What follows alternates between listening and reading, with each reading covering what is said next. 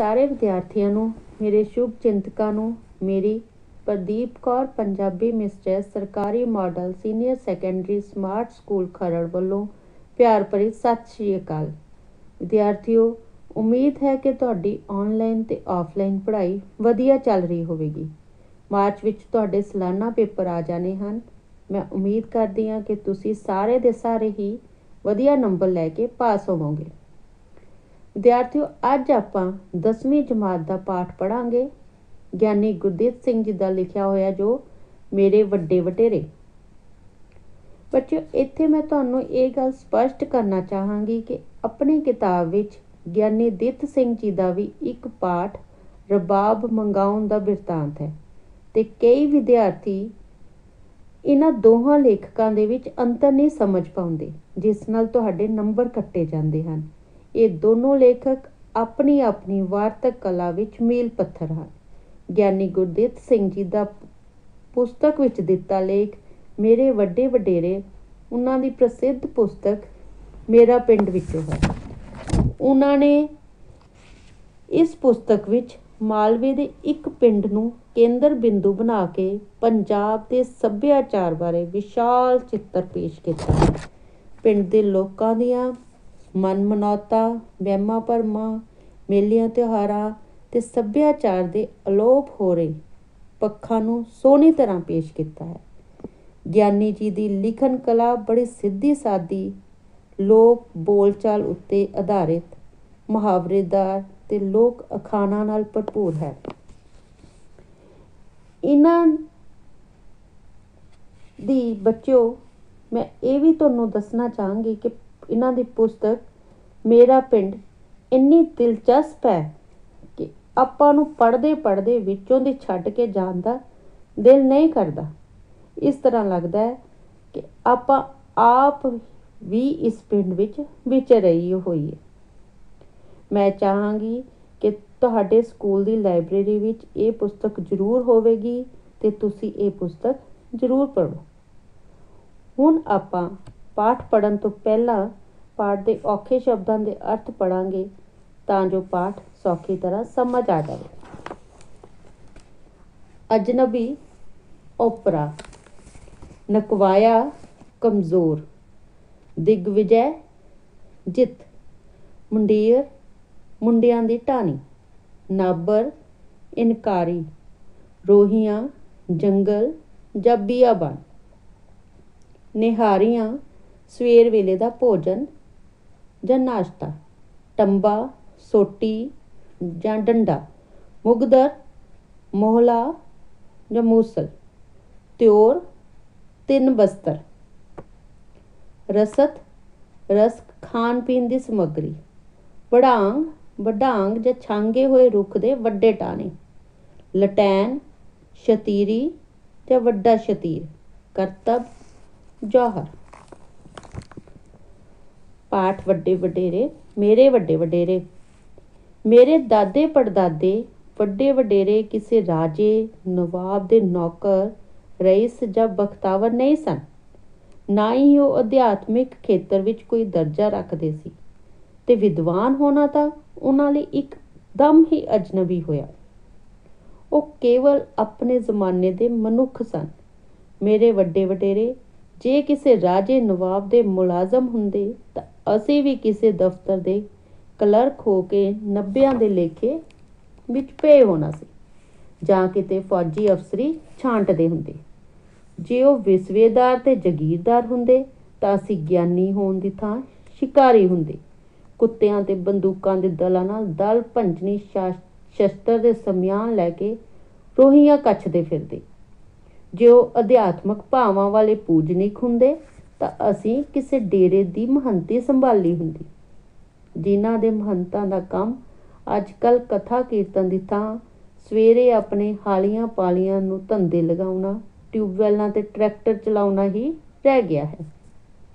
ਮੇਰੇ ਵੱਡੇ ਵਡੇਰੇ ਜੋ ਵੀ ਸਨ ਠੀਕ ਹੀ ਸਨ। ਆਪਣੇ ਵੱਡੇ ਵਡੇਰਿਆਂ ਦਾ ਵਰਣਨ ਮੈਂ ਪਿਦਰਮ ਸੁਲਤਾਨ ਬੂਦ ਦਾ ਰੋਹਬ ਜਮਾਉਣ ਲਈ ਨਹੀਂ, ਇਸ ਲਈ ਕਰਨਾ ਜ਼ਰੂਰੀ ਸਮਝਦਾ ਹਾਂ ਕਿ ਮੇਰੇ ਪਿੰਡ ਦੇ ਆਪਣੇ ਵੇਲੇ ਦੇ ਜਾਂ ਇਉਂ ਕਹੋ कि ਉਹ ਪੁਰਾਣੇ ਪੰਜਾਬ ਦੇ ਇੱਕ ਨਮੂਨੇ ਦੇ ਪੁਰਖੇ ਸਨ। ਮੈਂ ਆਪਣੇ ਦਾਦੇ ਬਾਬੇ ਅੱਖੀ ਨਹੀਂ ਦੇਖੇ, ਉਹਨਾਂ ਦੀਆਂ ਕਹਾਣੀਆਂ ਹੀ ਕੰਨੀ ਸੁਣੀਆਂ ਹਨ ਤੇ ਉਹ ਕਥਾਵਾਂ ਹੁਣ ਵੀ ਮੇਰੇ ਪਿੰਡ ਦੇ ਕਿਸੇ ਵੀ ਪੁਰਾਣੇ ਆਦਮੀ ਤੋਂ ਸੁਣੀਆਂ ਜਾ ਸਕਦੀਆਂ ਹਨ। ਜਦੋਂ ਮੈਂ ਪਿੰਡ ਰਹਿੰਦਾ ਹੁੰਦਾ ਸੀ, ਮੇਰੀਆਂ ਪਾਈਆ ਖੂਹ ਦੀਆਂ ਹੱਡੀਆਂ ਤੇ ਅਕਹਿਰੇ ਕਰੰਗੇ ਵਾਲਾ ਜੁੱਸਾ ਦੇਖ ਕੇ ਪਿੰਡ ਦੇ ਪੁਰਾਣੇ ਲੋਕ ਕਿਹਾ ਕਰਦੇ ਸੀ, ਵੇਖਾਂ ਕਾਗਜ਼ੀ ਭਲਵਾਨ, ਜਿਵੇਂ ਕੁੱਲ ਨੂੰ ਲੀਕ ਲਗਾਉਣ ਆ ਗਿਆ। ਇਹ ਬਾਬਿਆਂ ਦੇ ਘਰ ਨਕਵਾਇਆ ਪੁੱਤ ਜੰਮ ਪਿਆ ਏ। ਜੇ ਅੱਜ ਇਸ ਦੇ ਦਾਦੇ ਬਾਬੇ ਆ ਕੇ ਵੇਖਣ ਵੀ ਸਾਡੀ ਔਲਾਦ ਵਿੱਚ ਇਹ ਵੀ ਇੱਕ ਚੰਨ ਚਿਰਾਗ ਹੈ ਤਾਂ ਦੁਹੱਥੜੀ ਪਏ ਪਿੱਟਣ। ਕਿੱਥੇ ਉਹ ਦਿਓਆਂ ਜਿਹੇ ਵੱਡੇ ਕੱਦ ਕਾਠ ਵਾਲੇ ਬੰਦੇ, ਕਿੱਥੇ ਇਹ ਬਲੂੰਗੜਾ ਪਹਿਲਵਾਨ। ਮੇਰੇ ਵੱਡੇ ਵਡੇਰਿਆਂ ਦੀਆਂ ਕਈ ਮਜ਼ੇਦਾਰ ਕਹਾਣੀਆਂ ਹਨ, ਜਿਨ੍ਹਾਂ ਨੂੰ ਪਿੰਡ ਦੇ ਸਿਆਣੇ ਲੋਕ ਤੇ ਗਾਲੜੀ ਚਟਖਾਰੇ ਲਾ ਲਾ ਕੇ ਸੁਣਾਇਆ ਕਰਦੇ ਹਨ। ਮੇਰੇ ਦਾਦੇ 4 ਭਰਾ ਸਨ, ਦਾਸ, ਪੁੰਨੂ, ਰਾਮਦਿੱਤਾ ਤੇ ਸਾਹਿਬ ਸਿੰਘ। ਚਾਰੇ ਭਰਾ ਕੱਦ ਵੱਲੋਂ ਇੰਨੇ ਨਰੋਏ ਤੇ ਵੱਡੇ, ਰੱਜ ਕੇ ਖਾਣ ਤੇ ਦੱਬ ਕੇ ਵਾਹੁਣ ਵਾਲੇ, ਇਹੋ ਜਿਹੇ ਕਿ ਆਸ-ਪਾਸ ਦੇ ਪਿੰਡਾਂ ਲਈ ਹਊਆ ਬਣੇ ਹੋਏ ਸਨ। ਲੋਕ ਆਖਦੇ ਹੁੰਦੇ ਸਨ ਕਿ ਜਿਸ ਖੇਤ ਦੇ ਵਿੱਚੋਂ ਦੀ ਇਹ ਚਾਰੇ ਬਾਬੇ ਲੰਘ ਜਾਣ, ਉਸ ਖੇਤ ਵਿੱਚ ਡੰਡੀ ਆਪੇ ਪੈ ਜਾਂਦੀ ਹੈ। ਸਾਡੇ ਵੱਡਿਆਂ ਦਾ ਨੇੜੇ ਦੇ ਪਿੰਡ ਛਾਪੇ ਖੂਨ ਦਾ ਰਿਸ਼ਤਾ ਹੋਣ ਕਰਕੇ ਵਰਤ ਵਰਤਾਰਾ ਸੀ। ਉਹਨਾਂ ਨੇ ਇੱਕ ਵਿਆਹ ਸਮੇਂ ਮੇਰੇ ਦਾਦਿਆਂ ਨੂੰ ਰੋਟੀ ਉੱਤੇ ਸੱਦਿਆ। ਉਹ ਉਸ ਦਿਨ ਰੋਹੀ ਵਿੱਚ ਹਲ ਵਾਹੁੰਦੇ ਸੀ। ਉੱਥੋਂ ਹੀ ਬਲਦ ਪਿੰਡ ਨੂੰ ਤੋਰ ਕੇ ਸਿੱਧੇ ਦੁਪਹਿਰੇ ਰੋਟੀ ਵੇਲੇ ਨੂੰ ਪਿੰਡ ਛਾਪੇ ਜਾ ਪਹੁੰਚੇ। ਅੱਗੋਂ ਵਿਆਹ ਵਾਲਿਆਂ ਨੇ ਮੇਲ ਗੇਲ ਲਈ ਇੱਕ ਕੜਾਹਾ ਗੁੜ ਦੇ ਪ੍ਰਸ਼ਾਦ ਦਾ ਕੱਢਿਆ ਹੋਇਆ ਸੀ। ਅਗਲਿਆਂ ਨੇ ਕਿਹਾ ਕਿ ਪਹਿਲਾਂ ਸ਼ਰੀਕੇ ਨੂੰ ਖਵਾ ਲਈਏ। ਸਾਡੇ ਬਾਬੇ ਕੜਾਹ ਖਾਣ ਲਈ ਪਹਿਲਾਂ ਹੀ ਬੈਠ ਗਏ। ਚਾਰੇ ਭਾਈ ਜਿਉਂ ਨੀਵੀਂ ਖਾਣ ਲੱਗੇ ਪ੍ਰਸ਼ਾਦ ਦਾ ਸਾਰਾ ਕੜਾਹਾ ਸਮੇਟ ਛੱਡਿਆ। ਉਹਨਾਂ ਦੇ ਵਰਤਾਵਿਆਂ ਨੇ ਬਥੇਰਾ ਇੱਧਰ ਉੱਧਰ ਵੇਖਿਆ ਭਈ ਕਿਧਰੇ ਇਹ ਕੜਾਹ ਪ੍ਰਸ਼ਾਦ ਕਿਸੇ ਚੀਜ਼ ਵਿੱਚ ਸੁੱਟੀ ਤਾਂ ਨਹੀਂ ਜਾ ਰਹੇ, ਪਰ ਉਹਨਾਂ ਦੇ ਕੱਦ ਕਾਠ ਤੇ ਖੁਰਾਕ ਹੀ ਇੰਨੀ ਸੀ ਕਿ ਜੇ ਇੱਕ ਕੜਾਹਾ ਹੋਰ ਬਣਿਆ ਹੁੰਦਾ, ਅੱਧ ਪਚੱਧ ਉਸ ਵਿੱਚੋਂ ਕਿਹੜਾ ਨਾ ਚਰ ਜਾਂਦੇ।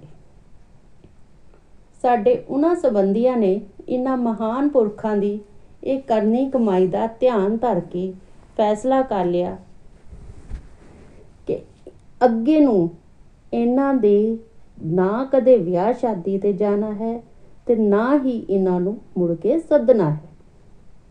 ਜਦੋਂ ਮੇਰੇ ਜੇ ਛਟਾਕੀਆਂ ਖਾਣ ਵਾਲੇ ਕੁਲ ਵਿੱਚ ਚੰਨ ਚਿਰਾਗ ਪ੍ਰਗਟ ਹੋਏ, ਫਿਰ ਜਾ ਕੇ ਪੀੜੀਆਂ ਦੀ ਟੁੱਟੀ ਗੰਢੀ ਗਈ। ਖਾਣ ਪੀਣ ਦੇ ਪੱਖ ਨਾਲੋਂ ਵੱਧ ਪ੍ਰਸਿੱਧੀ ਉਹਨਾਂ ਦੀ ਜ਼ੋਰਾਵਰੀ ਵਧੇਰੇ ਮਸ਼ਹੂਰ ਸੀ। ਲੋਕ ਗੱਲਾਂ ਸੁਣਾਉਂਦੇ ਹਨ, ਪੁਰਾਣੇ ਸਮੇਂ ਵਿੱਚ ਪਹਿਲਵਾਨ ਢੋਲ ਵਾਲੇ ਨੂੰ ਨਾਲ ਲੈ ਕੇ ਦਿਗਵਿਜੈ ਦਾ ਝੰਡਾ ਫੜ ਕੇ ਚੜ੍ਹਦੇ ਹੁੰਦੇ ਸਨ। ਇੱਕ ਪਿੰਡ ਫਤਿਹ ਕਰਨਾ, ਦੂਜੇ ਪਿੰਡ ਉੱਤੇ ਚੜ੍ਹਾਈ ਕਰ ਦੇਣੀ। ਨਾਲ ਮੰਡੀਰ ਤੇ ਉਹਨਾਂ ਦੇ ਕਈ ਪੱਠੇ ਚਾਂਬਲੇ ਹੁੰਦੇ। ਜਿਸ ਪਿੰਡ ਪੁੱਜਦੇ, ਪਿੰਡ ਦੇ ਲੋਕਾਂ ਲਈ ਪਹਿਲਵਾਨਾਂ ਦਾ ਸਵਾਗਤ ਕਰਨਾ ਜ਼ਰੂਰੀ ਹੁੰਦਾ ਤੇ ਉਹ ਸਵਾਗਤ ਪਿੱਛੋਂ ਸਭਾ ਵਿੱਚ ਝੰਡਾ ਗੱਡ ਦਿੰਦੇ, ਬਈ ਜੇ ਕੋਈ ਬੰਦਾ ਇੱਥੇ ਜ਼ੋਰ ਵਾਲਾ ਹੈ ਤਾਂ ਸਾਡੇ ਨਾਲ ਘੁਲ ਲਵੇ। ਇਸ ਤਰ੍ਹਾਂ ਦਾ ਇੱਕ ਜੰਗਲ ਵੱਲ ਦਾ ਭੂਸਰਿਆ ਹੋਇਆ ਪਹਿਲਵਾਨ ਆਪਣੀ ਬਜੈਪਾ ਤਾਕਾ ਲਹਿਰਾਉਂਦਾ ਸਾਡੇ ਪਿੰਡ ਵੀ ਆ ਗੱਜਿਆ। ਪਿੰਡ ਦਾ ਚੌਧਰੀ ਚੜ੍ਹਤ ਸਿੰਘ ਉਸ ਦੇ ਸਵਾਗਤ ਲਈ ਗਿਆ। ਇੱਕ ਸਬਾਤ ਵਿੱਚ ਉਤਾਰਾ ਕਰਾਇਆ ਗਿਆ। ਸਾਡਾ ਛੋਟਾ ਜਿਹਾ ਪਿੰਡ ਵੇਖ ਕੇ ਪਹਿਲਵਾਨ ਹੋਰ ਹੰਕਾਰ ਗਿਆ। ਉਹ ਬਿੰਦੇ ਝੱਟੇ ਆਖੇ, ਇੱਥੇ ਤਾਂ ਕਦੇ ਕੋਈ ਪਹਿਲਵਾਨ ਸੁਣਿਆ ਹੀ ਨਹੀਂ। ਤੁਸੀਂ ਪੱਕੀ ਰਸਤ ਹਵਾਲੇ ਕਰੋ, ਅਸੀਂ ਅਗਲੇ ਪਿੰਡ ਜਾਈਏ। ਪਿੰਡ ਦਾ ਚੌਧਰੀ ਸਿਆਣਾ ਸੀ। ਉਸਨੇ ਕਿਹਾ, ਰਸਤਾ ਨੂੰ ਕਿਹੜਾ ਜੀ ਕੋਈ ਨਾ ਨੁੱਕਰ ਕੀਤੀ ਹੈ। ਅਸੀਂ ਕਿਸੇ ਚੀਜ਼ ਤੋਂ ਨਾਬਰ ਨਹੀਂ। ਚੰਗੇ ਭਾਗਾਂ ਨੂੰ ਪਿੰਡ ਵਿੱਚ ਮਸਾ ਭਲਵਾਨ ਦੇ ਚਰਨ ਪਏ ਨੇ, ਇੱਕ ਰਾਤ ਤਾਂ ਕੱਟੋ। ਹੁਣ ਖਾਣ ਪੀਣ ਜੋਗੀ ਰਸਤ ਵਸਤ ਭੇਜ ਦਿੰਦੇ ਆ, दिन चढ़दे ਨੂੰ ਸਾਰੇ ਗੱਲ ਨਜਿੱਠ ਲਵਾਂਗੇ। ਉਸ ਪੁਰਾਣੇ ਜ਼ਮਾਨੇ ਵਿੱਚ ਪਹਿਲਵਾਨਾਂ ਨੂੰ ਪਿੰਡਾਂ ਦੇ ਲੋਕ ਘਿਓ ਇਕੱਠਾ ਕਰਕੇ ਦਿੰਦੇ ਹੁੰਦੇ ਸੀ। ਗੁੜ ਤੇ ਕੱਪੜਿਆਂ ਦੇ ਥਾਨਾਂ ਦੀਆਂ ਪੰਡਾਂ ਬੰਨ੍ਹ ਦਿੰਦੇ ਸੀ। ਨਗਦੀ ਵੀ ਪੀਰਾਂ ਫਕੀਰਾਂ ਵਾਂਗ ਚੜਾਈ ਜਾਂਦੀ ਸੀ। ਇਹ ਪਹਿਲਵਾਨ ਪਿੰਡਾਂ ਤੋਂ ਕਾਫੀ ਸਮੱਗਰੀ, ਘਿਓ ਤੇ ਕਈ ਤਰ੍ਹਾਂ ਦੇ ਬਦਾਮ ਆਦਿ ਮੇਵੇ ਤੇ ਹੋਰ ਗੁੜ ਗੰਢ ਪੂਰੇ ਗੱਡੇ ਦਾ ਲੱਦ ਇਕੱਠਾ ਕਰੀ ਨਾਲੋਂ ਨਾਲ ਚੁੱਕੀ ਫਿਰਦਾ ਸੀ। ਉੱਪਰੋਂ ਬਿਆਸੀਏ ਦਾ ਕਾਲ ਪਿਆ ਹੋਇਆ ਸੀ। ਵੀ ਨਾ ਪੈਣ ਕਰਕੇ ਕਹਿਰ ਪੈਣ ਨਾਲ ਇੱਧਰ ਖਾਣ ਨੂੰ ਦਲੀਆ ਨਾ ਜੁੜੇ। ਪਹਿਲਵਾਨ ਨੇ ਆ ਕੇ ਪੱਕੀ ਰਸਤ ਦੀ ਨਵੀਂ ਚੱਟੀ ਲਗਾ ਦਿੱਤੀ। ਪੱਕੀ ਰਸਤ ਘੱਟੋ ਘੱਟ ਧੜੀ ਘਿਓ, ਇੰਨੀ ਹੀ ਖੰਡ ਬਦਾਮ ਤੇ ਹੋਰ ਸਿੱਧਾ ਵਾਧਾ ਹੁੰਦਾ ਸੀ। ਰਸਤ ਤਾਂ ਦੇਣੀ ਇੰਨੀ ਔਖੀ ਸ਼ਾਇਦ ਕਾਲ ਵੇਲੇ ਵੀ ਨਾ ਮੰਨੀ ਜਾਂਦੀ, ਪਰ ਪਿੰਡ ਦੀ ਹਲਤਨ ਝੱਲਣੀ ਬਹੁਤ ਔਖੀ ਸੀ। ਪਹਿਲਵਾਨਾਂ ਦੇ ਜੱਥੇ ਨੂੰ ਰਾਤ ਨੂੰ ਰਸਤ ਦੇ ਕੇ ਚੜ੍ਹਤ ਸਿੰਘ ਚੌਧਰੀ ਬਾਬੇ ਪੁੰਨੂ ਕੋਲ ਆਇਆ। ਪਿੰਡ ਦੇ ਚੌਧਰੀ ਨੂੰ ਘਰੇ ਆਇਆ ਦੇਖ ਕੇ ਬੈਠਣ ਲਈ ਪੀੜੀ ਦਿੱਤੀ ਤੇ ਪੁੱਛਿਆ, ਚੌਧਰੀ ਅੱਜ ਕੁਵੇਲੇ ਕਿਉਂ ਆਣਾ ਹੋਇਆ? ਚੌਧਰੀ ਨੇ ਸਾਰੀ ਗੱਲ ਸੁਣਾਈ ਤੇ ਪਿੰਡ ਦੀ ਇੱਜ਼ਤ ਦਾ ਵਾਸਤਾ ਪਾ ਕੇ ਕਿਹਾ, ਬਾਬਾ ਤੂੰ ਹੀ ਲਾਜ ਰੱਖ ਸਕਦਾ, ਬਸ ਮੈਨੂੰ ਇੱਕ ਵਾਰੀ ਹਾਂ ਕਰ ਦੇ। ਚੌਧਰੀ ਨੂੰ ਬਾਬੇ ਦੀ ਤਾਕਤ ਦਾ ਪਤਾ ਸੀ ਬਈ ਉਹ ਕਈ ਪਹਿਲਵਾਨਾਂ ਨਾਲੋਂ ਵੱਧ ਤਾਕਤਵਰ ਹੈ, ਇਸ ਲਈ ਉਸਨੇ ਹਾਂ ਦੀ ਮੰਗ ਕੀਤੀ। ਅਖੇ ਸੋਚ ਸੋਚ ਕੇ ਪੁੰਨੂ ਬੁੜੇ ਨੇ ਕਿਹਾ, ਚੌਧਰੀ ਦਾ ਕਹਿਣਾ ਮੋੜਨਾ ਵੀ ਔਖਾ ਹੈ। ਹੰਮਾ ਧਾਰ ਕੇ ਆਇਆ ਹੈ, ਪਰ ਉੱਤੋਂ ਲਵੇਰੀਆਂ ਦਾ ਦੁੱਧ ਤੇ ਇੱਕ ਪਾਸੇ ਰੁੱਖ ਵੀ ਸੁੱਕ ਗਏ ਨੇ। ਖਾਣ ਪੀਣ ਨੂੰ ਚੱਜ ਹਾਲ ਦੀ ਰੋਟੀ ਵੀ ਨਹੀਂ ਜੁੜਦੀ। ਵੇਖੀ ਚੌਧਰੀ ਕਿਤੇ ਸੁੱਕੇ ਹੱਡੀ ਮਰਵਾ ਦੇਵੇ। ਬਾਬੇ ਨੇ ਨੀਮ ਰਜ਼ਾਮੰਦੀ ਪ੍ਰਗਟ ਕਰਦਿਆਂ ਨਿਹੋਰੇ ਨਾਲ ਕਿਹਾ। ਚੌਧਰੀ ਨੇ ਕਿਹਾ, ਬਾਬਾ ਤੂੰ ਫਿਕਰ ਨਾ ਕਰ, ਮੈਂ 1-2 ਦਿਨ ਤੈਨੂੰ ਤਿਊੜ ਕਰਕੇ ਮੋਠ ਬਾਜਰੇ ਦੀ ਰੱਜਵੀਂ ਖਿਚੜੀ ਭੇਜਦਾ ਰਹੂੰਗਾ। ਤੂੰ ਜ਼ਰਾ ਆਸ ਬਣਾ, ਆਪਾਂ ਤੋਂ ਪਿੰਡ ਦੀ ਹੀਨਤਾ ਨਹੀਂ ਚੱਲੀ ਜਾਂਦੀ। ਦੂਜੇ ਦਿਨ ਚੌਧਰੀ ਨੇ ਪਹਿਲਵਾਨ ਨੂੰ ਆਖ ਦਿੱਤਾ, ਜੀ ਅਸੀਂ ਪੱਕੀ ਰਸਤ ਦੇਣ ਦੀ ਥਾਂ ਜਿੱਦਣ ਕਹੋ 2 ਹਾਥੀ ਕਰਕੇ ਦੇਖਾਂਗੇ। ਪਿੰਡ ਦੀ ਹਲਤਨ ਲੋਕ ਕਹਿੰਦੇ ਨੇ ਜੀ ਸਾਥੋਂ ਝੱਲੀ ਨਹੀਂ ਜਾਣੀ। ਦਿਨ ਬੰਨਿਆ ਗਿਆ। ਪਿੰਡ ਦੇ ਪਿੰਡ ਟੁੱਟ ਕੇ ਤਮਾਸ਼ਾ ਵੇਖਣ ਆ ਪਏ। ਬਹੁਤੀ ਹੈਰਾਨੀ ਇਹ ਵੀ ਟਿੱਡੇ ਜੇ ਏਡਾ ਪਿੰਡ, ਇੱਥੇ ਨਾਮੀ ਪਹਿਲਵਾਨ ਨਾਲ ਕਿਹੜਾ ਲੋਹਾ ਲੈਣ ਵਾਲਾ ਜਨਮ ਪਿਆ। ਚਲੋ ਦੇਖੀਏ ਤਾਂ ਸਹੀ। ਢੋਲ ਵੱਜਿਆ, ਛਿੰਝ ਮੱਗ ਗਈ। ਪਹਿਲਵਾਨ ਦਾ ਨਿਹਾਰੀਆਂ ਖਾ ਖਾ ਗੁੰਨਿਆ ਜਿਸਮ ਤੇ ਨਿਤ ਕਰਤਬੀ ਜੁੱਸਾ ਦੇਖ ਕੇ ਸਾਰੇ ਲੋਕ ਹੈਰਾਨ ਬਈ ਇਸ ਚੁਸਤ ਜਵਾਨ ਨਾਲ ਕੌਣ ਘੁਲੇਗਾ। ਬਾਬਾ ਪੰਨੂ ਅਖਾੜੇ ਦੇ ਇੱਕ ਪਾਸੇ ਖੇਸ ਦੀ ਬੁੱਕਲ ਮਾਰੀ ਬੈਠਾ ਸੀ। ਪਹਿਲਵਾਨ ਅਖਾੜੇ ਵਿੱਚ ਗੇੜੇ ਮਾਰ ਮਾਰ ਕੇ ਰੋਹਬ ਪਾਉਂਦਾ ਤੇ ਫਿਰ ਆਪਣੇ ਸਰੀਰ ਦੇ ਸੋਹਣੇ ਅੰਗ ਦਿਖਾਉਂਦਾ, ਝਟਕਾਉਂਦਾ ਤੇ ਮਟਕਾਉਂਦਾ ਫਿਰਦਾ ਰਿਹਾ। ਜਦੋਂ ਅਖਾੜਾ ਜੰਮ ਗਿਆ, ਚੌਧਰੀ ਚੜ੍ਹਤ ਸਿੰਘ ਬਾਬੇ ਪੁੰਨੂ ਕੋਲ ਆਇਆ। ਮੱਥਾ ਟੇਕ ਕੇ ਕਿਹਾ, ਬਾਬਾ ਰੱਖ ਪਿੰਡ ਦੀ ਪੱਤ, ਰੱਬ ਤੇਰੇ ਵਿੱਚ ਸੱਤ ਪਾਵੇ। ਬਾਬੇ ਨੇ ਖੇਸ ਲਾ ਕੇ ਅਖਾੜੇ ਵਿੱਚ ਛਾਲ ਮਾਰੀ। ਕਿੱਥੇ ਨਾਗ ਵਾਂਗ ਲਿਸ਼ਕਦੇ ਜਿਸਮ ਵਾਲਾ ਪਹਿਲਵਾਨ ਦਾ ਜੁੱਸਾ, ਕਿੱਥੇ ਬਾਬਾ ਪੰਨੂ ਦਾ ਖੁਰਦਰਾ ਪਿੰਡਾ ਜਿਸ ਦੇ ਪਿੰਡੇ ਨੂੰ ਤੇਲ ਦੀ ਧਿੱਪ ਵੀ ਨਹੀਂ ਛੋਈ ਹੋਈ ਸੀ। ਪਹਿਲਾਂ ਤਾਂ ਬਾਬੇ ਪੁੰਨੂ ਨੂੰ ਦੇਖ ਕੇ ਪਹਿਲਵਾਨ ਖਿੜਖਿੜਾ ਕੇ ਹੱਸਿਆ, ਫਿਰ ਰਹਿਮ ਦੇ ਘਰ ਆ ਕੇ ਬੋਲਿਆ, ਕਿਉਂ ਵਿਚਾਰੇ ਗਰੀਬ ਕਬੀਲਦਾਰ ਬੰਦੇ ਨੂੰ ਮਰਵਾਉਣ ਲੱਗੇ ਹੋ? ਪਹਿਲਵਾਨ ਨੂੰ ਕੱਢੋ ਜੇ 2 ਹੱਥ ਕਰਨੇ ਹਨ। ਬਾਬੇ ਪੁੰਨੂ ਨੇ ਧੀਰਜ ਨਾਲ ਕਿਹਾ, ਕੋਈ ਨਾ ਭਾਈ, ਪਹਿਲਵਾਨ ਕਦੇ ਫੇਰ ਕੱਢਾਂਗੇ। ਪਹਿਲਾਂ ਤੂੰ ਮੇਰੇ ਅੱਖੜ ਜੇ ਬੰਦੇ ਨਾਲ ਹੀ ਦੇਖ ਲੈ।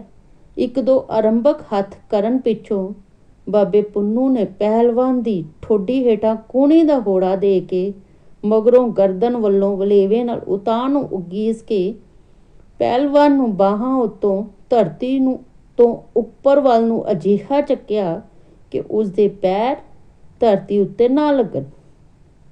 ਸਾਰਾ ਭਾਰ ਮੂੰਹ ਦੀ ਠੋਡੀ ਤੇ ਗਰਦਨ ਉੱਤੇ ਆ ਗਿਆ। ਥੋੜ੍ਹੇ ਚਿਰ ਪਿੱਛੋਂ ਜਦੋਂ ਉਸਦੇ ਅੱਖਾਂ ਦੇ ਆਂਡੇ ਬਾਹਰ ਆਉਣ ਲੱਗੇ, ਸਿਰ ਚਕਰਾਇਆ ਤਾਂ ਲੱਗਾ ਘੋੜੜੂ ਵੱਜਣ।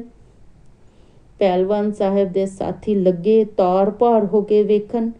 ਮਸਾਂ ਇਸ਼ਾਰਿਆਂ ਨਾਲ ਜਾਨ ਬਖਸ਼ਾਉਣ ਦੇ ਵਾਸਤੇ ਪਾ ਕੇ ਪਹਿਲਵਾਨ ਨੇ ਖਹਿੜਾ ਛੁਡਾਇਆ। ਬਾਬੇ ਪੰਨੂ ਨੇ ਲੋਕਾਂ ਨੂੰ ਕਿਹਾ, ਦੇਖੋ ਭਾਈ, ਅਸੀਂ ਹਾਲਾਂ ਘੁਲੇ ਨਹੀਂ। ਇਸ ਪਹਿਲਵਾਨ ਨੂੰ ਕਹੋ, ਜਿੰਨਾ ਚਿਰ ਇੱਕ ਜਣਾ ਪੁੱਠਾ ਸਿੱਧਾ ਨਹੀਂ ਹੋ ਜਾਂਦਾ ਉਤਨਾ ਚਿਰ ਕੁਸ਼ਤੀ ਪੂਰੀ ਨਹੀਂ ਹੁੰਦੀ। ਲੋਕ ਉਸ ਪਹਿਲਵਾਨ ਨੂੰ ਘੇਰ ਕੇ ਅਖਾੜੇ ਵੱਲ ਖਿੱਚਣ ਤੇ ਉਹ ਉੱਥੋਂ ਭੱਜਣ ਦੇ ਰਾਹ ਲੱਭੇ। ਆਖਰ ਦਿਨ ਛਿਪਦੇ ਤੋਂ ਪਹਿਲਾਂ ਆਪਣਾ ਲੁੰਗਦਾਨਾ ਛੱਡ ਕੇ ਪੱਤਰਾ ਵਾਚ ਗਿਆ। ਬਾਬੇ ਪੁੰਨੂ ਦੀ ਜੈ ਤੇ ਧੁਨੀ ਲੋਕਾਂ ਦੇ ਦਿਲਾਂ ਵਿੱਚ ਕਈ ਵਰੇ ਗੂੰਜਦੀ ਰਹੀ। ਇੱਕ ਵਾਰ ਦੀ ਗੱਲ ਹੈ, ਇੱਕ ਪੁਰਾਣੇ ਸ਼ਹਿਤੂਤ ਦਾ ਦਰਖਤ ਹਨੇਰੀ ਨਾਲ ਜੜ੍ਹਾਂ ਤੋਂ ਉਖੜ ਕੇ ਰਾਹ ਵਿਚਾਲੇ ਡਿੱਗ ਗਿਆ। ਉਸ ਦੀਆਂ ਜੜ੍ਹਾਂ ਧਰਤੀ ਤੋਂ ਉਖੜ ਕੇ ਬਾਹਰ ਆ ਗਈਆਂ ਸਨ, ਪਰ ਵਿੱਚੋਂ ਅਲੱਗਾ ਨਾ ਹੋਣ ਕਾਰਨ ਦਰਖਤ ਰਾਹ ਵਿੱਚ ਅੜਿੱਕਾ ਬਣ ਕੇ ਪੈ ਗਿਆ। ਸਾਡਾ ਇੱਕ ਬੁੱਢਾ ਬਾਬਾ ਉੱਧਰ ਲੰਘ ਰਿਹਾ ਸੀ। ਸ਼ਹਿਤੂਤ ਕੋਲ ਖੜੇ ਇੱਕ ਦੋ ਬੰਦੇ ਸੋਚ ਰਹੇ ਸੀ, ਬਈ ਇਸ ਦੇ ਬੜਾਂਗ ਨੂੰ ਪਹਿਲਾਂ ਛਾਂਗੀਏ ਜਾਂ ਜੜ੍ਹਾਂ ਦੇ ਤਣੇ ਵੱਢੀਏ, ਤਾਂ ਜੋ ਕਿਵੇਂ ਛੇਤੀ ਰਾਹ ਬਣੇ ਤੇ ਲਾਂਘਾ ਹੋਵੇ। ਕੋਲੋਂ ਦੀ ਲੰਘਿਆ ਜਾਂਦਾ ਬਾਬਾ ਦੇਖ ਕੇ ਪੁੱਛਣ ਲੱਗੇ, ਬਾਬਾ, ਇਸ ਦੀ ਛਾਂਗਾਈ ਦੱਸ ਕਿਵੇਂ ਕਰੀਏ? ਬਾਬੇ ਨੇ ਕਿਹਾ, ਖਿੱਚ ਕੇ ਘਰ ਲੈ ਜਾਵੋ, ਆਪੇ ਛਾਂਗਾਈ ਹੁੰਦੀ ਰਹੇਗੀ। ਉਹਨਾਂ ਕਿਹਾ, ਲੈ ਵੀ ਬਾਬਾ, ਰਹੀ ਗੱਲ ਜੇ ਤੂੰ ਖਿੱਚ ਕੇ ਲੈ ਜਾਵੇਂ ਤਾਂ ਸ਼ਹਿਤੂਤ ਤੇਰਾ ਹੋਇਆ। ਬਸ ਜੀ, ਫੇਰ ਕੀ ਸੀ? ਬਾਬੇ ਨੇ ਪਹਿਲਾਂ ਬੜਾਂਗ ਵਾਲੇ ਪਾਸਿਓਂ ਸ਼ਹਿਤੂਤ ਨੂੰ ਉਥਲ ਪੁੱਛਲ ਥਲ ਕੇ ਜੜ੍ਹਾਂ ਉਖਾੜ ਦਿੱਤੀਆਂ, ਫਿਰ ਜੜ੍ਹਾਂ ਵੱਲੋਂ ਖਿੱਚ ਕੇ ਅੰਦਰ ਵਾੜ ਕੇ ਦਮ ਲਿਆ। ਤੰਗ ਦਰਵਾਜ਼ੇ ਵਿੱਚ ਅੜਿੱਕਾ ਲੱਗਿਆ। 2-4 ਝਟਕੇ ਲਾ ਕੇ ਜੜ੍ਹਾਂ ਵੱਲੋਂ ਟਾਹਣੀਆਂ ਫੜ ਕੇ ਅਜਿਹੇ ਖਿੱਚੇ ਕਿ ਉਹ ਸੁੱਕੜ ਕੇ ਨਾਲ ਲੱਗ ਗਈਆਂ। ਫਿਰ 2-4 ਹੁਜਕਿਆਂ ਨਾਲ ਸਾਰਾ ਰੁੱਖ ਘਸੀਟ ਕੇ ਅੰਦਰ ਖਿੱਚ ਲਿਆ। ਜਿਨ੍ਹਾਂ ਸੱਜਣਾ ਨੂੰ ਇਹਨਾਂ ਗੱਲਾਂ ਉੱਤੇ ਇਤਬਾਰ ਨਾ ਆਵੇ, ਉਹ ਸਾਡੇ ਇੱਕ ਘਰ ਵਿੱਚ ਕਿੱਕਰ ਦੀ ਚੜੀ ਹੋਈ ਲਟੈਨ ਦਾ ਪ੍ਰਤੱਖ ਪ੍ਰਮਾਣ ਅੱਖੀਂ ਦੇ ਸਕਦੇ ਹਨ, ਜਿਸ ਦੀ ਕਥਾ ਇਸ ਤਰ੍ਹਾਂ ਹੈ। ਕਹਿੰਦੇ ਹਨ, ਸਾਡਾ ਵੱਡਾ ਦਾਦਾ ਦਾਸ ਬਾਹਰ ਮੈਰੇ ਵਿੱਚ ਡੰਗਰਾਂ ਨੂੰ ਵਗ ਵਿੱਚ ਰਲਾਉਣ ਗਿਆ। ਫਿਰਦੇ ਫਰਾਂਦੇ ਦੀ ਇੱਕ ਕਿੱਕਰ ਦੀ ਗੇਲੀ ਉੱਤੇ ਨਿਗਾਹ ਪੈ ਗਈ। ਉਸ ਗੇਲੀ ਨੂੰ ਕੁਝ ਬੰਦੇ ਪਹਿਲਾਂ ਕਿਧਰੋਂ ਦੂਰ ਨੇੜਿਓਂ ਉੱਥੇ ਲਿਆ ਕੇ ਸੁੱਟ ਗਏ ਸੀ, ਬਈ ਜਦੋਂ ਦਾਉ ਲੱਗਿਆ ਫਿਰ ਪਿੰਡ ਨੂੰ ਲੈ ਚੱਲਾਂਗੇ। ਲੱਕੜ ਦੀ ਅਜਿਹੀ ਮਾਰ ਧਾੜ ਪਹਿਲਾਂ ਆਮ ਹੁੰਦੀ ਸੀ। ਸਾਡੇ ਬਾਬੇ ਨੇ ਕਿਹਾ, ਚੌਧਰੀ, ਇਹ ਟੰਬਾ ਜਿਹਾ ਕਿਸਦਾ ਹੈ? ਉਸਦਾ ਜਿਹੜਾ ਲੈ ਜਾਵੇ। ਚੌਧਰੀ ਨੇ ਵਿਅੰਗ ਕੀਤਾ, ਬਈ ਇਹ ਐਡੀ ਲੱਕੜ ਨੂੰ ਟੰਬਾ ਹੀ ਦੱਸਦਾ। ਫਿਰ ਚੌਧਰੀ ਬੁੜਾ ਨਾ ਮਨਾਉਣਾ, ਆਖ ਕੇ ਬਾਬੇ ਨੇ ਨਾ ਕੀਤੀ ਹਾਂ ਨਾ ਕੀਤੀ ਹੂੰ ਝੱਟ ਮੋਢਾ ਹੇਠ ਢਾ ਦਿੱਤਾ ਤੇ ਕਿੱਕਰ ਦੀ ਗੇਲੀ ਘਰ ਲਿਆ ਸੁੱਟੀ। ਉਸ ਦੀ ਲਟੈਨ ਚੜਾਈ ਗਈ। 80-90 ਵਰੇ ਪਿਛਲੇ ਸਾਲੀ ਉਹ ਸੁੱਕੀ ਪਈ ਤੁੱਛ ਮੁੱਛ ਹੋ ਕੇ ਹੌਲੀ ਹੋਈ ਲਟੈਨ ਜਦੋਂ ਚੜਾਈ ਗਈ ਤਾਂ ਪਿੰਡ ਦੇ 94 8-10 ਗੱਭਰੂ ਇਕੱਠੇ ਕਰਨੇ ਪਏ। ਉਹ ਰਲ ਕੇ ਲਟੈਨ ਚੜਾਉਣ ਨਾਲੇ ਬਾਬਿਆਂ ਦੇ ਗੁਣ ਗਾਉਣ, ਬਈ ਦੇਖੋ ਹੁਣ ਸਾਰੇ ਪਿੰਡ ਦੇ 94 ਮੁੰਡੇ ਲੱਗੇ ਹਨ। ਬਾਬਾ ਪਤਾ ਨਹੀਂ ਕਾਹਦਾ ਬਣਿਆ ਹੋਇਆ ਸੀ, ਜਿਹੜਾ ਇਕੱਲਾ ਹੀ ਇਹ ਗੇਲੀ ਚੁੱਕ ਲਿਆਇਆ ਸੀ। ਇਕੱਲੇ ਬਾਬਿਆਂ ਦੀਆਂ ਗੱਲਾਂ ਨਹੀਂ, ਉਹਨਾਂ ਦੀਆਂ ਭੈਣਾਂ ਵੀ ਅਜਿਹੀਆਂ ਸਨ। ਕਹਿੰਦੇ, ਇੱਕ ਵਾਰ ਸਾਡੇ ਘਰ ਦੇ ਸਾਰੇ ਜੀ ਜਦੋਂ ਬਾਹਰ ਜਵਾਰ ਦੇ ਸਿੱਟੇ ਡੁੰਗਦੇ ਸੀ, ਉਹਨਾਂ ਦੀ ਛੋਟੀ ਭੈਣ ਰੋਟੀ ਲੈ ਕੇ ਗਈ। ਆਉਂਦੇ ਹੋਏ ਡੁੰਗੇ ਹੋਏ ਸਾਰੇ ਸਿੱਟਿਆਂ ਦੀ ਪੰਡ ਬੰਨ ਲਿਆਈ। ਜਦੋਂ ਉਹ ਸਿੱਟੇ ਕੁੱਟ ਕੇ ਸਾਰੀ ਜਵਾਰ ਜੋਖੀ ਤਾਂ 5 ਮਣ ਕੱਚੀ ਹੋਈ, ਬਾਕੀ ਨਿੱਕ ਸੁੱਕ ਅੰਨ ਚੋਖਿਆ ਹੀ ਸੁੱਟ ਦਿੱਤਾ ਸੀ। ਬਾਬਿਆਂ ਦੀ ਇੱਕ ਭੈਣ ਪਿੰਡ ਚੜਿੱਕ ਵਿੱਚ ਵਿਆਹੀ ਹੋਈ ਸੀ। ਪਹਿਲਾਂ ਸਹੁਰੇ ਗਈ ਤਾਂ ਸ਼ਾਮ ਨੂੰ ਬਾਹਰ ਜਾਣ ਵੇਲੇ ਰਾਹ ਵਿੱਚ ਇੱਕ ਪਹਿਲਵਾਨ ਮੁਗਦਰ ਚੁਗਦਾ ਵੇਖਿਆ। ਵਾਪਸ ਘਰ ਆਉਣ ਵੇਲੇ ਅਖਾੜਾ ਵਿਝੜ ਚੁੱਕਾ ਸੀ। ਬਾਬਿਆਂ ਦੀ ਭੈਣ ਨੇ ਆਪਣੀ ਸੱਸ ਨੂੰ ਪੁੱਛਿਆ, ਅੰਮਾ, ਇੱਥੇ ਮੁੰਡੇ ਕੀ ਕਰਦੇ ਸੀ? ਧੀਏ, ਇਹ ਮੁਗਦਰ ਚੁੱਕਦੇ ਸੀ। ਪਿੰਡ ਦਾ ਇੱਕ ਪਹਿਲਵਾਨ ਬੜਾ ਨਰੋਆ ਹੈ। ਉਸ ਬਿਨਾਂ ਹੋਰ ਕੋਈ ਨੇੜੇ ਦੇ ਪਿੰਡ ਵਿੱਚ ਮੁਗਦਰ ਨੂੰ ਚੁੱਕ ਨਹੀਂ ਸਕਦਾ। ਬਾਕੀ ਲੋਕ ਦੂਰ ਨੇੜਿਓਂ ਉਸ ਨੂੰ ਦੇਖਣ ਆਏ ਹੋਏ ਸੀ। ਮੁਗਦਰ ਸਾਹਮਣੇ ਪਿਆ ਸੀ। ਅੰਮਾ ਜੀ, ਇਸ ਨੂੰ ਮੁਗਦਰ ਆਖਦੇ ਹਨ? ਆਖ ਕੇ ਉਸਨੇ ਜਿਉਂ ਚੁੱਕਿਆ, ਨਾਲ ਲੱਗਦੇ ਇੱਕ ਖੋਲੇ ਵਿੱਚ ਵਕਾ ਮਾਰਿਆ। ਦਿਨ ਚੜ੍ਹਿਆ ਤਾਂ ਲੋਕ ਲੱਗੇ ਮੁਗਦਰ ਦੀ ਭਾਲ ਕਰਨ। ਆਖਰ ਨਾਲ ਦੇ ਖੋਲੇ ਵਿੱਚੋਂ ਮਿਲ ਗਿਆ, ਜਿਵੇਂ ਕਿਸੇ ਨੇ ਰਾਹ ਵਿੱਚ ਲੱਗਦਾ ਅੜਿੱਕਾ ਦੂਰ ਕਰਨ ਲਈ ਇਹ ਇੱਕ ਰੋੜਾ ਪਰੇ ਵਗਾ ਮਾਰਿਆ ਹੋਵੇ। ਇਸ ਤਰ੍ਹਾਂ ਮੁਗਦਰ ਪਿਆ ਦੇਖਿਆ ਤਾਂ 4-5 ਜਣੇ ਰੇੜ ਕੇ ਮੁੜ ਉੱਥੇ ਲੈ ਆਏ। ਪਹਿਲਵਾਨ ਨੂੰ ਪਤਾ ਲੱਗਿਆ। ਉਹ ਭਮੱਤਰ ਗਿਆ, ਬਈ ਮੇਰੇ ਬਿਨਾਂ ਇਸ ਮੁਗਦਰ ਨੂੰ ਹਿਲਾਉਣ ਵਾਲਾ ਹੋਰ ਕੌਣ ਇੱਥੇ ਆ ਗਿਆ। ਦੂਜੇ ਦਿਨ ਫੇਰ ਸ਼ਾਮ ਨੂੰ ਜਦ ਤੀਵੀਆਂ ਬਾਹਰ ਗਈਆਂ, ਮੁਗਦਰ ਉੱਥੇ ਪਿਆ ਦੇਖ ਕੇ ਕਿਹਾ, ਇਹ ਜਾਏ ਖਾਨਾ ਫੇਰ ਰਾਹ ਵਿੱਚ ਪਿਆ। ਆਖਦਿਆਂ ਬਾਬਿਆਂ ਦੀ ਭੈਣ ਨੇ ਇੰਨੇ ਜ਼ੋਰ ਦੀ ਵਗਾਇਆ ਕਿ ਅਗਲੇ ਖੋਲੇ ਦੀ ਕੰਧ ਟਹਿ ਗਈ। ਲੋਕਾਂ ਨੂੰ ਪਤਾ ਲੱਗਿਆ, ਪਹਿਲਵਾਨ ਦੀ ਖਾਨਿਓ ਗਈ। ਦੂਜੇ ਦਿਨ ਥਾਲੀ ਵਿੱਚ 101 ਰੁਪਏ ਤੇ ਇੱਕ ਸੁੱਚਾ ਤਿਉਲ ਲੈ ਕੇ ਪਹਿਲਵਾਨ ਆਇਆ ਤੇ ਬਾਬਿਆਂ ਦੀ ਭੈਣ ਨੂੰ ਨਜ਼ਰਾਨਾ ਪੇਸ਼ ਕਰਕੇ ਕਿਹਾ, ਚਾਚੀ, ਤੂੰ ਮੇਰੀ ਧਰਮ ਦੀ ਭੈਣ ਹੋਈ। ਧੰਨ ਤੂੰ, ਧੰਨ ਤੇਰੇ ਜਨ ਦੇ। ਮੈਂ ਤਾਂ ਬਸ ਦਰਸ਼ਨਾਂ ਲਈ ਆਇਆ। ਬਈ ਅਜਿਹੀ ਸ਼ਕਤੀ ਵਾਲੀ ਦੇਵੀ ਇੱਥੇ ਕੌਣ ਹੈ? ਮੈਂ ਅੱਜ ਤੋਂ ਪਹਿਲਵਾਨੀ ਛੱਡੀ। ਕਹਿੰਦੇ ਜੀ, ਜਿਤਨਾ ਚਿਰ ਪਹਿਲਵਾਨ ਜਿਉਂਦਾ ਰਿਹਾ, ਹਰ ਇੱਕ ਤਿਥ ਤਿਉਹਾਰ ਉੱਤੇ ਬਾਬਿਆਂ ਦੀ ਭੈਣ ਨੂੰ ਤਿਉਰ ਤੇ ਕੱਪੜੇ ਲੀੜੇ ਚੜਾਉਂਦਾ ਰਿਹਾ। ਬਾਬਿਆਂ ਦੀ ਉਸ ਭੈਣ ਦੇ 2 ਪੁੱਤ ਜਨਮੇ। ਕਹਿੰਦੇ ਦੁੱਧ ਰਿੜਕਣ ਵੇਲੇ ਉਹ ਦੋਹਾਂ ਨੂੰ ਕੋਲੇ ਸੱਦ ਲੈਂਦੀ ਤੇ ਜੋ ਮੱਖਣੀ ਨਿਕਲਦੀ ਅੱਧੋ ਅੱਧ ਵੰਡ ਕੇ ਖਵਾਉਂਦੀ। ਫਿਰ ਦੜਾਉਂਦੀ, ਨਸਾਉਂਦੀ ਤੇ ਜ਼ੋਰ ਕਰਾਉਂਦੀ। ਉਹਨਾਂ ਵਿੱਚੋਂ ਇੱਕ ਵੱਡਾ ਮੰਗਲ ਸਿੰਘ ਨਾਮੀ ਪਹਿਲਵਾਨ ਹੋਇਆ। ਉਹ ਆਪਣੇ ਮਾਮਿਆਂ ਨੂੰ ਮਿਲਣ ਲਈ ਮੇਰੇ ਪਿੰਡ ਆਇਆ। ਲੋਕਾਂ ਨੇ 1 ਮਹੀਨੇ ਲਈ ਘੁਲਣ ਖੇਡਣ ਵਾਸਤੇ ਰੱਖ ਲਿਆ। ਉਹ ਸਵਾ ਮਣ ਦੀਆਂ ਮੂੰਗਲੀਆਂ ਫੇਰਿਆ ਕਰਦਾ ਸੀ। ਮਹੀਨਾ ਭਰ ਮੂੰਗਲੀਆਂ ਫੇਰਦਾ ਰਿਹਾ। ਸਾਰਾ ਪਿੰਡ ਦੇਖਣ ਜਾਂਦਾ। ਬਾਹਰੋਂ ਵੀ ਲੋਕ ਵੇਖਣ ਆਉਂਦੇ, ਪਰ ਮੇਰੇ ਬਾਬੇ ਹੁਰੀ ਨਾ ਆਏ। ਇੱਕ ਦਿਨ ਚੌਧਰੀ ਨੇ ਕਿਹਾ, ਬਾਬਾ, ਤੁਹਾਡਾ ਭਾਂਜਾ ਆਇਆ ਹੋਇਆ, ਕਿਸੇ ਦਿਨ ਉਸਦਾ ਕਰਤੱਵ ਦੇ ਕੇ ਹੌਸਲਾ ਅਫਜ਼ਾਈ ਤਾਂ ਕਰ ਆਵੋ। ਬਾਬੇ ਨੇ ਕਿਹਾ, ਐਵੇਂ ਕਿਧਰੇ ਨਮੋਸ਼ੀ ਨਾ ਦਵਾ ਦੇ, ਚੰਗਾ ਕਿਸੇ ਦਿਨ ਆਵਾਂਗੇ। ਅਗਲੇ ਦਿਨ ਜਦੋਂ ਬਾਬਾ ਗਿਆ ਤਾਂ ਉਸ ਦੇ ਪਹਿਲਵਾਨ ਭਾਂਜੇ ਦੇ ਮੂੰਹ ਤੇ ਲਾਲੀਆਂ ਆ ਗਿਆ। ਉਸਨੇ ਕਿਹਾ, 20-25 ਸੇਰ ਦੇ ਅੱਜ ਹੋਰ 2 ਸੰਗਲ ਮੂੰਗਲੀਆਂ ਨੂੰ ਬੰਨ੍ਹ ਦਵੋ, ਮੇਰਾ ਮਾਮਾ ਦੇਖਣ ਆਇਆ। ਅੱਜ ਉਸਨੇ ਸੰਗਲ ਬੰਨ ਕੇ ਮੂੰਗਲੀਆਂ ਫੇਰੀਆਂ। ਮਾਮੇ ਨੇ ਆਪਣੇ ਭਾਂਜੇ ਨੂੰ ਭੱਜ ਕੇ ਕੁੱਛੜ ਵਿੱਚ ਲੈ ਲਿਆ। ਪੁੱਤਰਾ, ਤੂੰ ਲਾਜ ਰੱਖੇਂਗਾ ਸਾਡੀ, ਆਖ ਕੇ ਇੱਕ ਚਾਂਦੀ ਦਾ ਡਬਲ ਰੁਪਈਆ ਦਿੱਤਾ ਤੇ ਧੜੀ ਘਿਓ, ਜੋ ਉਦੋਂ 3 ਰੁਪਏ ਦਾ ਹੁੰਦਾ ਸੀ। ਪਿੰਡ ਦੇ ਲੋਕਾਂ ਨੇ ਵੀ ਬੜਾ ਕੁਝ ਦਿੱਤਾ। ਮੇਰੇ ਪਿੰਡ ਸਾਧਾਂ ਦੇ ਡੇਰੇ ਪਈਆਂ ਉਹ ਮੂੰਗਲੀਆਂ ਮੈਂ ਵੀ ਅੱਖੀਂ ਵੇਖੀਆਂ ਹਨ। ਇਹੋ ਜਿਹੀਆਂ ਕਥਾਵਾਂ ਮੈਂ ਸੁਣੀਆਂ ਹਨ, ਅੱਖੀਂ ਤੱਕੀਆਂ ਨਹੀਂ। ਇਸ ਲਈ ਮੈਂ ਛੋਟਾ ਹੁੰਦਾ ਤਾਂ ਮੈਨੂੰ ਦਿਓਆਂ ਦੀ ਕਹਾਣੀਆਂ ਸੁਣ ਕੇ ਜਿਤਨਾ ਸਹਿਮ ਲੱਗਦਾ ਸੀ, ਉਤਨਾ ਹੀ ਆਪਣੇ ਵੱਡੇ ਵਡੇਰਿਆਂ ਦੀਆਂ ਗੱਲਾਂ ਸੁਣ ਕੇ।